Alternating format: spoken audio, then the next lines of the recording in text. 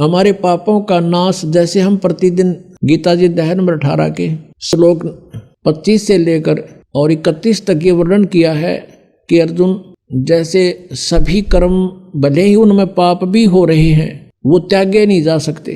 किस प्रकार, कौन से कर्म, जैसे खाना बनाते हैं उसमें भी जीव हिंसा होती है, पोछा लगाते हैं, लीपते थे पहले मड प्लास्टर थे गाय के गोबर और मिट्टी से, उसमें भी जीव मरते हैं।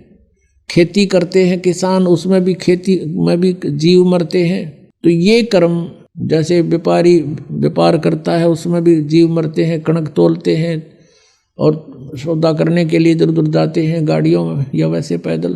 तो ये कर्म त्यागे नहीं जा सकते, ये कर्म होंगे ही होंगे। अब कहने का भाव है, अब ये कर्म तो त्यागे नहीं जाएंगे और ये होंगे ही होंगे और इनका भी पाप भी लगेगा। लेकिन जब हम पूर्ण परमात्मा से वो लाइसेंस बनवा लेंगे, यानी पूर्ण परमात्मा की शरण में, और उसके प्रतिनिधि से ड्राइविंग लाइसेंस अर्थात दीक्षा प्राप्त कर लेंगे, उसके बाद इन कर्मों का फल आपको भोगना नहीं पड़ेगा।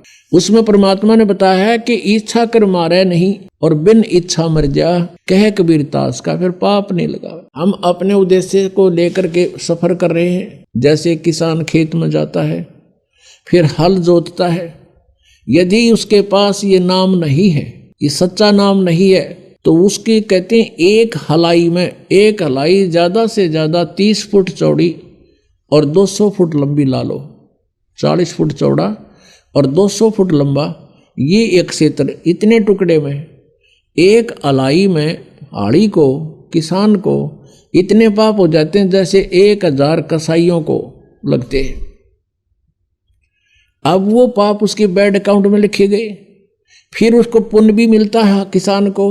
जैसे खेती बनी, उसमें से कनक झड़के जमीन पर गिरी, उसको जीव जंतु कुछ पक्षी खा रहे हैं, कुछ कीड़े मकोड़े उठा ले गए, बिलों में ले गए ठा के, तो उससे उसका पुण्य भी बना। वो तो पुण्य और पाप दोनों भोगे ही समाप्त होंगे और फिर परमात्मा के नाम से हमें वो जो पाप हाली को नहीं लगेंगे, क्योंकि उसकी इच्छा वहां जीव मारना नहीं है। परमात्मा ने विधान बताया है कि ये अन्न खाओ तुम और ऐसे खेती करो